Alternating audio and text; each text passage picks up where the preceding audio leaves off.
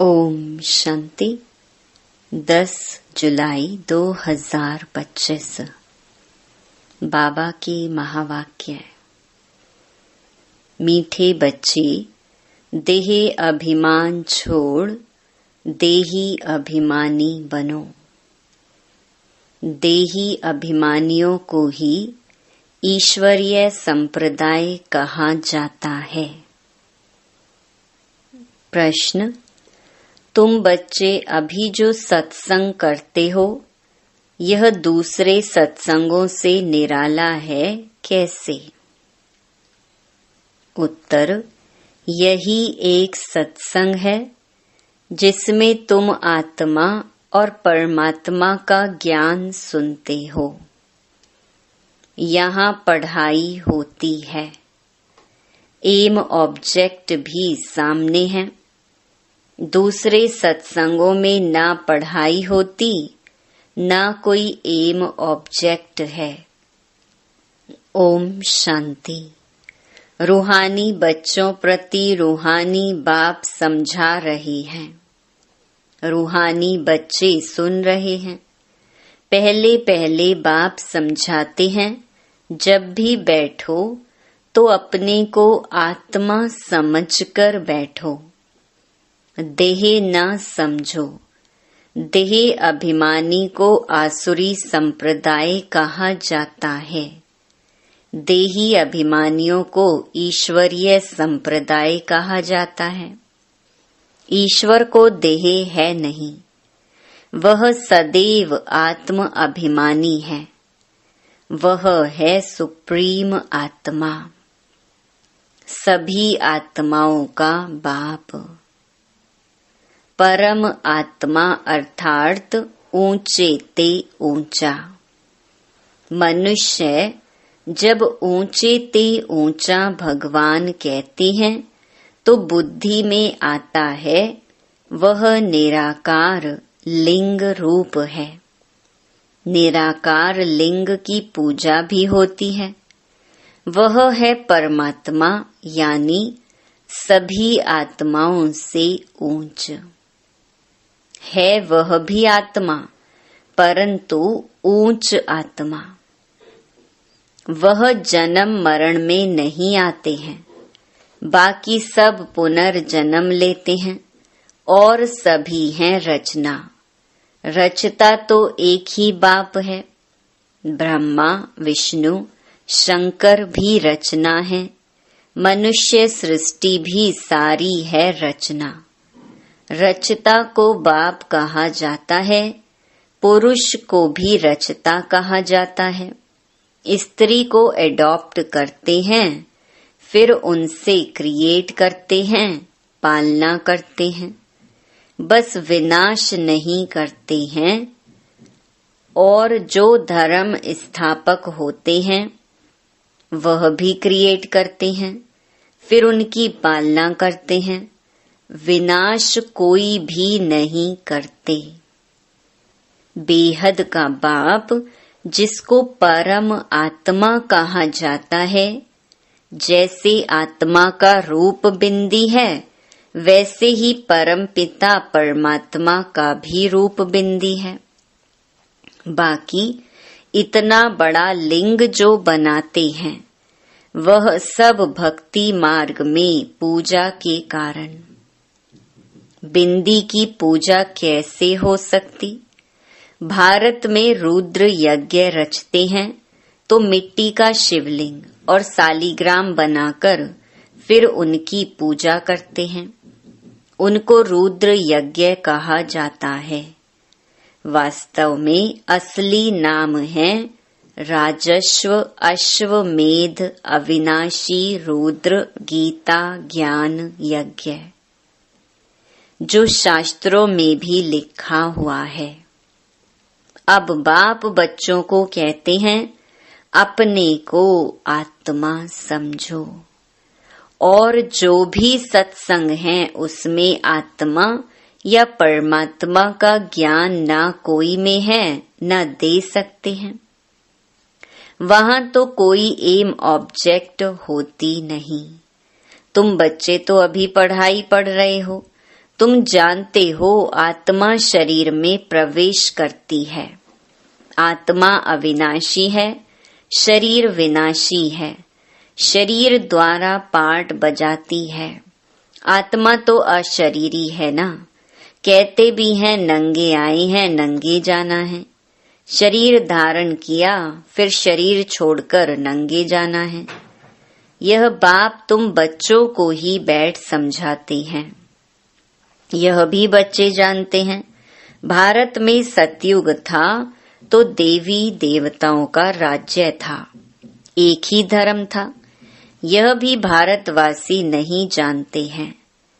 बाप को जिसने नहीं जाना उसने कुछ नहीं जाना। प्राचीन ऋषि मुनि भी कहते थे हम रचता और रचना को नहीं जानते हैं। रचयिता है बेहद का बाप, वही रचना के आदि मध्य अंत को जानते हैं। आदि कहा जाता है शुरू को, मध्य बीच को। आदि है सतयुग जिसको दिन कहा जाता है। फिर मध्य से अंत तक है रात। दिन है सतयुग त्रेता। स्वर्ग है वंडर ऑफ वर्ल्ड। भारत ही स्वर्ग था जिसमें लक्ष्मी नारायण राज्य करते थे। यह भारतवासी नहीं जानते हैं। बाप अभी स्वर्ग की स्थापना कर रही है। बाप कहते हैं तुम अपने को आत्मा समझो। हम फर्स्ट क्लास आत्मा हैं। इस समय मनुष्य मात्र सब देह अभिमानी है। बाप आत्म अभिमानी बनाते हैं। आत्मा क्या चीज है यह भी बाप बतलाते हैं। मनुष्य कुछ भी नहीं जानते। भल कहते भी हैं भ्रकुटी के बीच चमकता है अजब सितारा, परंतु वह क्या है, कैसे उसमें पार्ट भरा हुआ है, वह कुछ भी नहीं जानते। अभी तुमको बाप ने समझाया है। तुम भारतवासियों को 84 जन्मों का पार्ट बजाना होता है। भारत ही ऊंच खंड है। जो भी मनुष्य मात्र हैं उनका यह तीर्थ है। सर्व की सद्गति करने बाप यहाँ आते हैं। रावण राज्य से लिबरेट कर गाइड बन ले जाते हैं। मनुष्य तो ऐसे ही कह देते, अर्थ कुछ भी नहीं जानते। भारत में पहले देवी देवता थे, उन्हों को ही फिर पुनर्जन्म लेना पड़ता है। भारतवासी ही सो देवता, फिर क्षत्रिय, वैश्य, शूद्र बनते हैं। पुनर्जन्म लेते हैं ना। इस नॉलेज को पूरी रीति समझने में 7 रोज लगते हैं। पतित बुद्धि को पावन बनाना है। यह लक्ष्मी नारायण पावन दुनिया में राज्य करते थे ना। उन्हों का ही राज्य भारत में था तो और कोई धर्म नहीं था, एक ही राज्य था। भारत कितना सॉल्वेंट था। हीरे जवाहरों के महल थे। फिर रावण राज्य में पुजारी बने हैं। फिर भक्ति मार्ग में यह मंदिर आदि बनाए हैं। सोमनाथ का मंदिर था ना। एक मंदिर तो नहीं होगा। यहाँ भी शिव के मंदिर में इतने तो हीरे जवाहर थे जो मोहम्मद गजनवी ऊंट भर कर ले गए। इतने माल थे, ऊंट तो क्या, कोई लाखों ऊंट ले आए तो भी भर ना सके। सतयुग में सोने हीरे जवाहरों के तो अनेक महल थे। मोहम्मद गजनवी तो अभी आया है। द्वापर में भी कितने महल आदि होते हैं। वह फिर अर्थक्वेक में अंदर चले जाते हैं। रावण की कोई सोने की लंका होती नहीं है। रावण राज्य में तो भारत का ये हाल हो जाता है। 100% irreligious, unrighteous, insolvent, पतित, विशियस। नई दुनिया को कहा जाता है वाइसलेस। भारत शिवालय था जिसको वंडर ऑफ वर्ल्ड कहा जाता है। बहुत थोड़े मनुष्य थे, अभी तो करोड़ों मनुष्य हैं। विचार करना चाहिए ना। अभी तुम बच्चों के लिए यह पुरुषोत्तम संगम युग है, जबकि बाप तुमको पुरुषोत्तम पारस बुद्धि बना रही हैं। बाप मनुष्य से देवता बनने की तुम्हें सुमत देते हैं। बाप की मत के लिए ही गाया जाता है, तुम्हारी गतमत न्यारी। इसका भी अर्थ कोई नहीं जानते। बाप समझाते हैं, मैं ऐसी श्रेष्ठ मत देता हूँ जो तुम देवता बन जाते हो। अब कलयुग पूरा होता है। पुरानी दुनिया का विनाश सामने खड़ा है। मनुष्य बिल्कुल ही घोर अंधियारे में कुंभकर्ण की नींद में सोए पड़े हैं, क्योंकि कहते हैं शास्त्रों में लिखा है कलयुग तो अभी बच्चा है, 40,000 वर्ष पड़े हैं। 84 लाख योनियां समझने के कारण कल्प की आयु भी लंबी चौड़ी कर दी है। वास्तव में है 5,000 वर्ष। बाप समझाते हैं, तुम 84 जन्म लेते हो, ना कि 84 लाख। बेहद का बाप तो इन सभी शास्त्रों आदि को जानते हैं। तब तो कहते हैं ये सब हैं भक्ति मार्ग की, जो आधा कल्प चलते हैं। इससे कोई मुझे नहीं मिलते। यह भी विचार करने की बात है कि अगर कल्प की आयु लाखों वर्ष दे, फिर तो संख्या बहुत होनी चाहिए, जबकि क्रिश्चियन की संख्या 2000 वर्ष में इतनी हुई है। भारत का असुल धर्म देवी देवता धर्म है। वह चला आना चाहिए, परंतु आदि सनातन देवी देवता धर्म को भूल जाने कारण कह देते हमारा हिंदू धर्म है। हिंदू धर्म तो होता ही नहीं। भारत कितना ऊंच था। आदि सनातन देवी देवता धर्म था तो विष्णुपुरी थी, अब है रावणपुरी। वही देवी देवताएं 84 जन्म के बाद क्या बन गए हैं। देवताओं को वाइसलेस समझ, अपने को विषयस समझ उन्हों की पूजा करते हैं। सतयुग में भारत वाइसलेस था, नई दुनिया थी, जिसको नया भारत कहते हैं। ये है पुराना भारत। नया भारत क्या था, पुराना भारत क्या है। नई दुनिया में भारत ही नया था, अब पुरानी दुनिया में भारत भी पुराना है। क्या गति हो गई है। भारत ही स्वर्ग था, अभी नर्क है। भारत मोस्ट सॉल्वेंट था, भारत ही मोस्ट इनसॉल्वेंट है। सबसे भीख मांग रहे हैं, प्रजा से भी भीख मांगते हैं। ये तो समझ की बात है ना। आज के देह अभिमानी मनुष्यों को थोड़ा पैसा मिला तो समझते हैं हम तो स्वर्ग में बैठे हैं। सुख धाम स्वर्ग को बिल्कुल जानते नहीं, क्योंकि पत्थर बुद्धि हैं। अब उन्हें पारस बुद्धि बनाने के लिए 7 रोज की भट्ठी में बिठाओ, क्योंकि पतित है ना। पतित को यहाँ तो बिठा नहीं सकते, यहाँ पावन ही रह सकते हैं। पतित को अलाव नहीं कर सकते। तुम अभी पुरुषोत्तम संगम युग पर बैठे हो, जानते हो बाबा हमको ऐसा पुरुषोत्तम बनाते हैं। यह सच्ची सत्य नारायण की कथा है। सत्य बाप तुमको नर से नारायण बनने का राजयोग सिखला रहे हैं। ज्ञान सिर्फ एक बाप के पास है, जिसको ज्ञान का सागर कहा जाता है।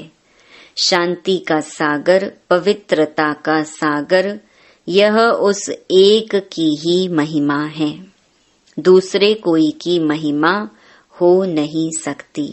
देवताओं की महिमा अलग है, परमपिता परमात्मा शिव की महिमा अलग है। वह है बाप। श्री कृष्ण है देवता, सूर्यवंशी सो चंद्रवंशी सो वैश्यवंशी। मनुष्य हम सो का अर्थ भी समझते नहीं।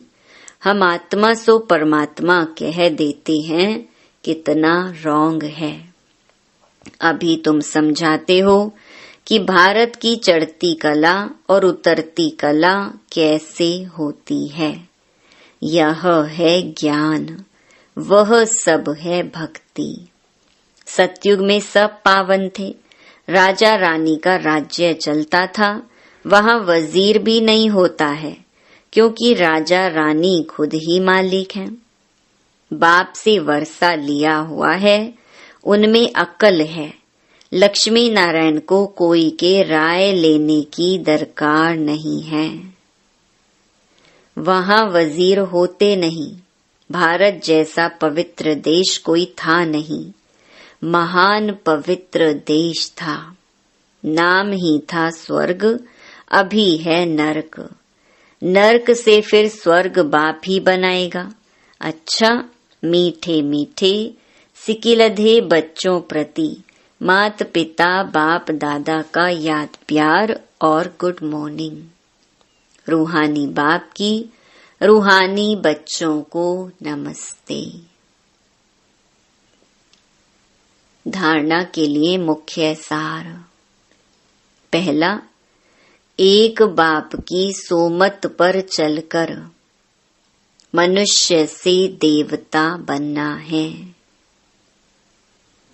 इस सुहावने संगम युग पर स्वयं को पुरुषोत्तम पारस बुद्धि बनाना है। दूसरा, 7 रोज की भट्ठी में बैठ पतित बुद्धि को पावन बुद्धि बनाना है। सत्य बाप से सत्य नारायण की सच्ची कथा सुन नर से नारायण बनना है। वरदान, हर खजाने को बाप के डायरेक्शन प्रमाण। कार्य में लगाने वाले ऑनेस्ट व ईमानदार भव। ऑनेस्ट अर्थात ईमानदार उसे कहा जाता है जो बाप के प्राप्त खजानों को बाप के डायरेक्शन बिना किसी भी कार्य में नहीं लगाए। अगर समय, वाणी, कर्म, श्वास व संकल्प परमत या संग दोष में व्यर्थ तरफ गंवाते हो, स्वचिंतन के बजाय पर चिंतन करते हो, स्वमान की बजाय किसी भी प्रकार के अभिमान में आते हो, श्रीमत के बदले मनमत के आधार पर चलते हो, तो ऑनेस्ट नहीं कहेंगे। यह सब खजाने विश्व कल्याण के लिए मिले हैं, तो उसी में ही लगाना, यही है ऑनेस्ट बनना। स्लोगन, अपोजिशन माया से करनी है, दैवी परिवार से नहीं। अव्यक्त इशारे, संकल्पों की शक्ति जमा कर श्रेष्ठ सेवा के निमित्त बनो। सभी आत्माएं एक ही बेहद का परिवार हैं। अपने परिवार की कोई भी आत्मा वरदान से वंचित न रह जाए। ऐसे उमंग उत्साह का श्रेष्ठ संकल्प दिल में सदा रहे। अपनी प्रवृत्तियों में ही बिजी नहीं रहना। बेहद की स्टेज पर स्थित हो, बेहद की आत्माओं की सेवा का श्रेष्ठ संकल्प करो। यही सफलता का सहज साधन है। अच्छा, ओम शांति।